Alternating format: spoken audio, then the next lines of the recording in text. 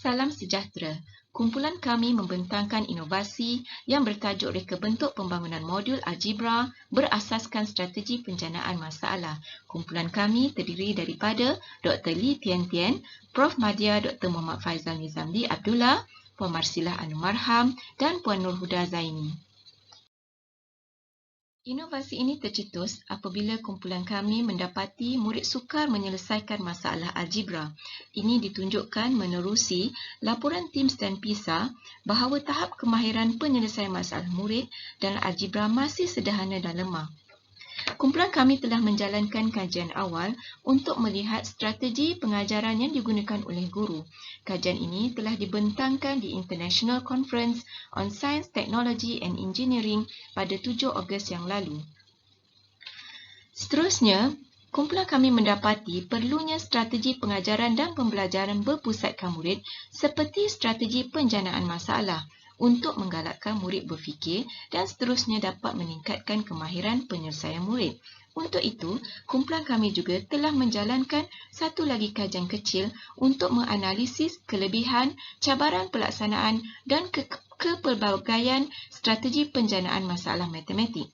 Kajian ini telah diterbitkan di Global Journal of Educational Research and Management.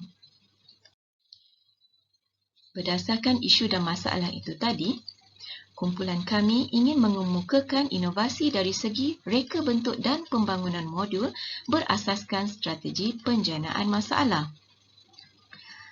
Justifikasi inovasi ini ialah: yang pertama, bahan bantu mengajar menggunakan strategi penjanaan masalah masih kurang di Malaysia.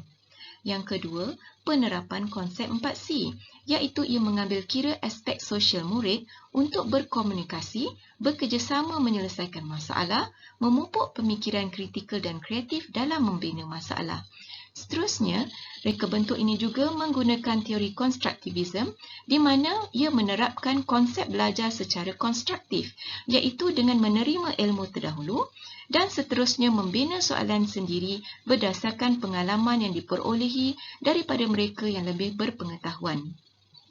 Dan akhir sekali, reka bentuk ini juga akan menghasilkan sebuah modul yang boleh digunakan secara bersemuka maupun online. Ia boleh diadaptasi kerangka konsepnya untuk diaplikasikan dalam mata pelajaran lain seperti biologi dan kimia. Untuk reka bentuk modul ini, kumpulan kami telah mendaftarkan untuk copyright, namun begitu ia masih di dalam proses. Kesemua ciri-ciri ini menepati tema inovasi pada kali ini, iaitu Design for Humanities.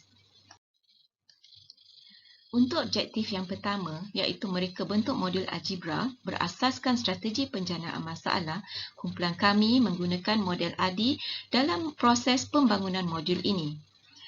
ADI merupakan singkatan untuk analisis, reka bentuk, pembangunan, implementasi dan penilaian. Bagi fasa analisis, kumpulan kami menjalankan temu bual guru, menganalisis silibus KSSM Matematik serta melakukan tinjauan literatur terhadap strategi penjanaan masalah. Seterusnya, fasa reka bentuk ia dijalankan berdasarkan hasil dapatan daripada fasa analisis keperluan. Di sini, kumpulan kami mengemukakan satu kerangka konsep pelaksanaan strategi penjanaan masalah di dalam bilik darjah menerusi modul algebra berasaskan strategi penjanaan masalah. Fasa yang ketiga, kumpulan kami membangunkan modul ini dan seterusnya pada fasa implementasi, kami melaksanakan modul ini di dalam bilik darjah, iaitu bagi kajian pilot study. Dan akhir sekali untuk penilaian, modul ini melalui fasa penilaian dari segi kesahan konstruk dan kandungan oleh pakar yang dilantik. Seterusnya, kumpulan kami juga mendapatkan kebolehpercayaan modul menerusi murid yang menjalani kajian pilot study. Dalam reka bentuk pembangunan modul algebra ini juga, kumpulan kami telah mengemukakan satu kerangka konsep yang novel kerana ia merupakan hasil kajian kami menggabungkan teori social constructivism oleh Vygotsky, model pembelajaran aktif oleh Zek dan Massimila, model penyelesaian masalah Polya dan model penjanaan masalah Gonzalez. Kajian ini telah diterbitkan di Review of International Geographical Education. Ini merupakan satu inovasi juga kerana ia belum pernah dicadangkan oleh mana-mana pengkaji bagi melaksanakan strategi penjanaan masalah di dalam bilik darjah. Berdasarkan reka bentuk dan pembangunan serta kerangka konsep yang kami kemukakan, inilah hasil modul algebra berasaskan strategi penjanaan masalah. Ini adalah dapatan kajian rintis kami yang mendapati modul ini mempunyai nilai kebolehpercayaan dan kesan kandungan yang tinggi, iaitu bagi kebolehpercayaan 0.942, iaitu ia menunjukkan bahawa modul ini sangat baik dan efektif dengan mempunyai tahap konsistensi yang tinggi.